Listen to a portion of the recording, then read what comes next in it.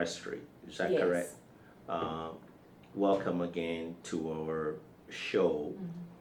It's been my pleasure again to give me this an opportunity to interview, and we know that you have a very busy schedules based upon the what's going on in the area of businesses.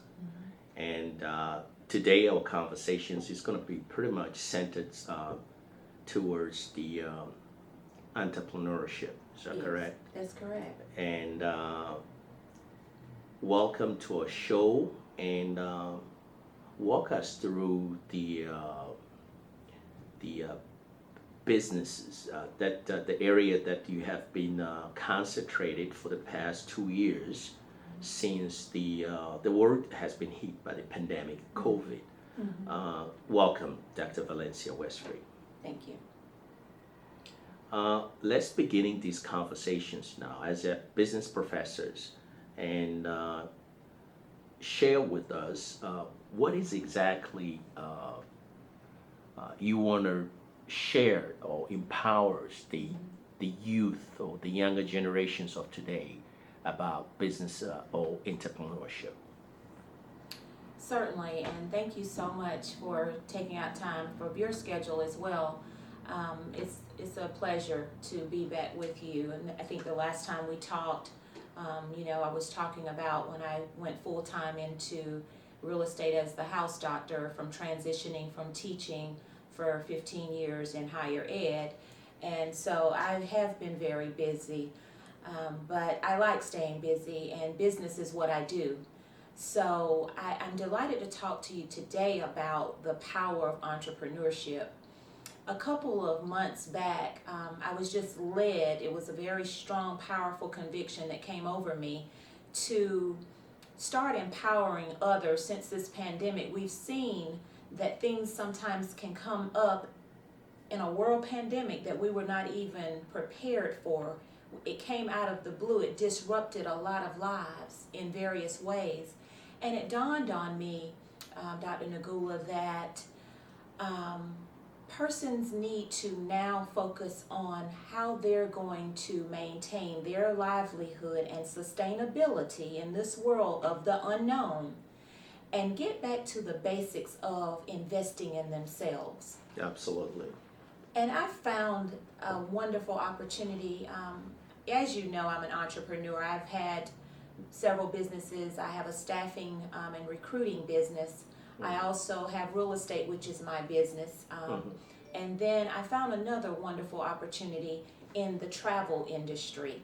Before you go further and talks about all those three areas that you Sure. have just alluded a few minutes ago, let's start it with the first one, the staffing company. Just give us a very briefly about that businesses, and walk us through in that area. Sure. Morgaray Business Solutions was founded in 2001. It is a staffing, talent acquisition consulting company. I have a network of over 100 consultants in my business that I call upon depending on the projects that I'm working with in talent acquisition. And so that has been a dear, if you will, incubator baby of mine that has been birthed, and now that baby is 18 years old. Wow. Yeah, and it's been an exciting journey. And I've had fun in that area because I spent 25 years in corporate America as an HR professional. And so it was wonderful for me to launch that business with my HR background, and then focus on the area that I specialize in, which is talent acquisition, commonly known as recruiting. So you do have a background in human resources, and that pretty much encompasses the talent acquisitions and Workforce development. Workforce Yes. development. What are the challenges that you're facing today to find the right person who fits the positions that have been advertised by the employers out there? Talks a little bit in that area. Sure. The landscape of talent acquisition certainly has changed tremendously, being that the pandemic, as I mentioned, disrupted a lot of what we've traditionally knew the workplace to look like. For instance, right now I'm on a project where I am a healthcare recruiter specializing in recruiting for healthcare professionals. And in that landscape of healthcare, you know, we are faced with a lot of healthcare professionals being burned out from the pandemic. Many of them are looking for coming home to be in a remote virtual space. The bedside positions, they are much needed, but the healthcare professionals who I interview and screen tell me all the time that they just didn't get the amount of rest or able to come off of a shift. They've been working around the clock in this pandemic, and many are now just ready to work and have a work-life balance again and work virtually. And I do have opportunities that I talk to healthcare professionals about on a daily basis in trying to help them transition from a traditional platform to getting that work-life balance that they desire. I know you base here in Columbia, South Carolina, and you do you work remotely.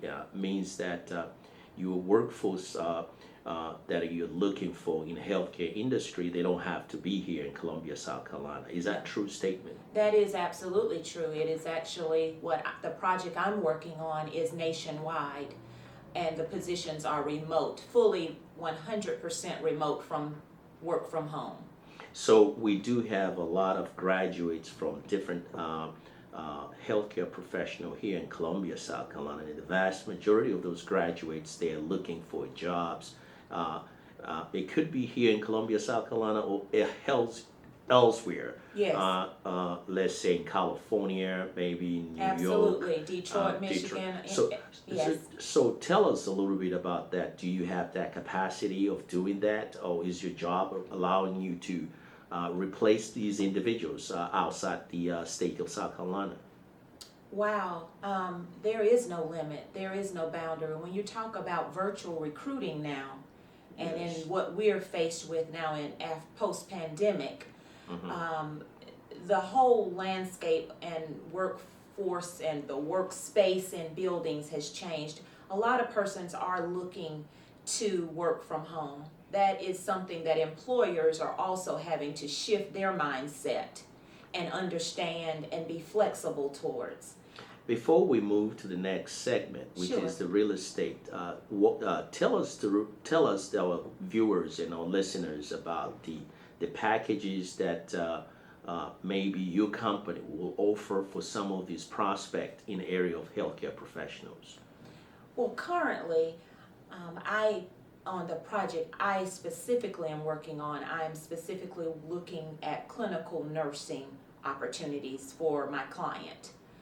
So these are primarily nursing opportunities. You need at least 2 years of clinical nursing experience, or sometimes I also am filling utilization management roles, which involves case management. But either way, you need at least 2 years of clinical nursing experience. So what I've found recently is that, you know, a lot of the newer graduates, they kind of still want to work in their roles. They want to get out there and really work in a traditional setting. But for those who have 20, 30 years in the nursing profession, as I stated, I'm finding in my conversations they are a little burned out just from the workload during the pandemic and are looking for more flexible work solutions.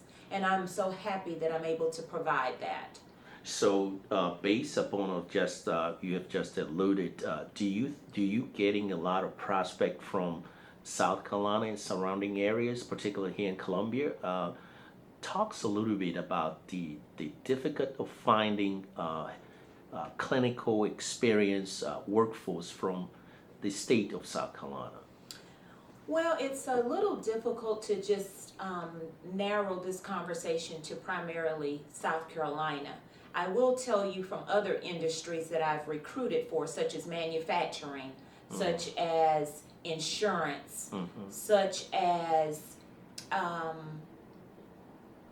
accounting and financial services industries, that sometimes those positions and customer service call center positions are a little hard, simply because you have a unique set of skill sets that you're looking for, and each hiring manager that I'm filling these opportunities for are identifying different things and skill sets that they need.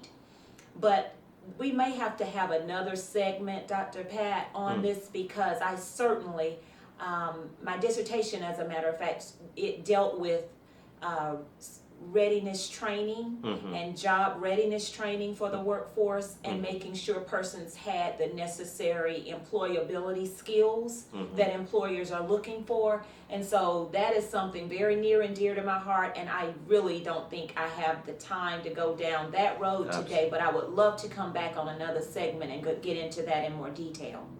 Thank you very much.